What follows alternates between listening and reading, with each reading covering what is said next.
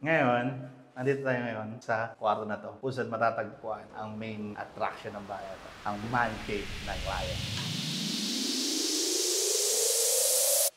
Hello, hi mga kabahay. Andito na yung pangalawang pogi ng Novcon. Ako nga pala ang Senior Project Manager ng Laguna Branch. Ako si Engineer Jose. Andito tayo ngayon sa Santa Rosa, Laguna para i-turnover ang kakatapos lang natin na bagong project na may lot area na 180 square and may floor area na 250. Halika, pasok tayo.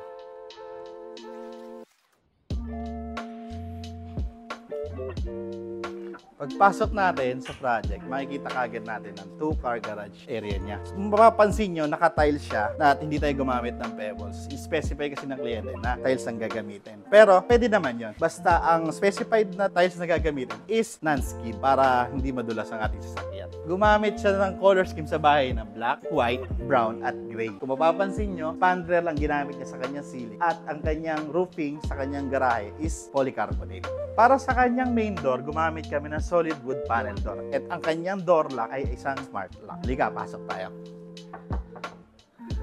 Hello, sir. Papakilala ko po pala sa inyo ang owner ng bahay, si Sir Chuck. Pasok tayo. Hello, Kung mapapansin nyo, pagpasok ng bahay, nakadepress yung unang part ng area ng flooring niya. Ito yung tinatawag na Genkan style, which is a Japanese style kung saan dito nila nire-receive ang kanilang mga bisita, order mga kliyente, something like that. And meron din siyang modular cabinet kung saan pwede maglagay ng mga sapatos and mga sleepers. Pagpasok natin, makikita nyo kagad ang living area. Gumamit kami ng warm para sa ambience dito sa ground floor. At yung mga strip lights sa mga cabinet and modular. Kung mapapansin nyo rin, gumamit kami dito ng drywall design para sa kanyang accent. Sa dining area niya, kung mapapansin nyo, gumamit din tayo ng accent wall na drywall din. And dito rin matatagpuan ang way papuntang lanay. Dito naman tayo sa kitchen. Sa kitchen niya, gumamit ang kliyente ng modular kitchen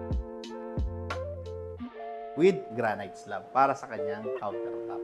Kung mapapansin nyo, sa kanyang backsplash, gumamit siya ng mosaic tiles. Tapos sa kanyang modular, mapapansin nyo, naka-built-in na kung saan yung area ng kanyang oven, rice cooker, and syempre, ang ating exhaust.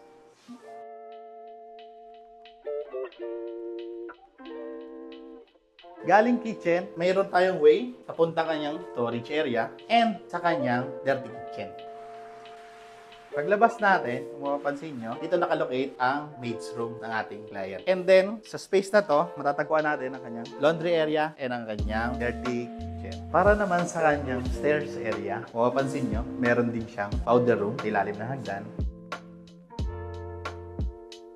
And kung mapapansin nyo, sa kanyang stairs, gumamit siya ng willow wood stain. Akit naman tayo ngayon sa second floor. Bali, pagpasok agad natin sa entrance, nandito na agad nakalocate ang kanyang high ceiling. Makikita nyo, gumamit siya ng modern style sa kanyang chandelier. Dito tayo ngayon sa second floor. Bali, na maximize ni client yung kanyang floor area. Kaya nagkaroon tayo ng 4 bedrooms sa kanyang second floor. Ngayon, pasok tayo ngayon sa kanyang master's bedroom. Dito sa master's bedroom niya, makikita natin ang kanilang modular cabinet. Siyempre, may TV din para sa entertainment and may vanity sila.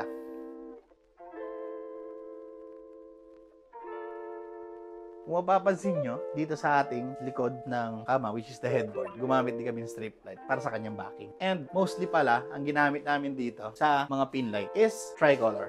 Dito sa likod ko, wait lang, may ang kanyang open walk-in closet. And dito rin makikita ang entrance papunta sa kanyang master's bathroom. Sa master's bedroom bathroom niya, meron siyang bathtub and shower area. Bali sa dulo ng hallway, dito nakalocate ang ating common bathroom. Ngayon, andito tayo ngayon sa kwarto na to kung saan matatagpuan ang main attraction ng bahay ito, ang man cave ng client. Voila! Dito makikita ang collection ng pangukap ng ating client.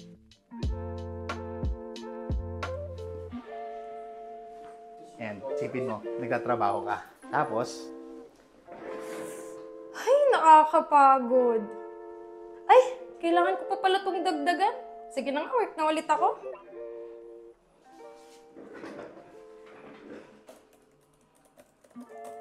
Grabe naman yun! Bali, dito po nagtatapos ang ating house tour dito sa project sa Santa Rosa, Laguna. Ipapakilala ko po pala ang project manager natin, si Engineer Ron. Hello sa inyo mga kabahay.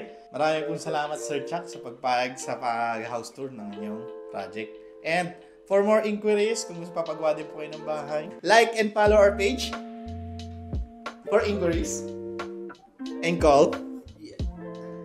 Thank you, bye-bye!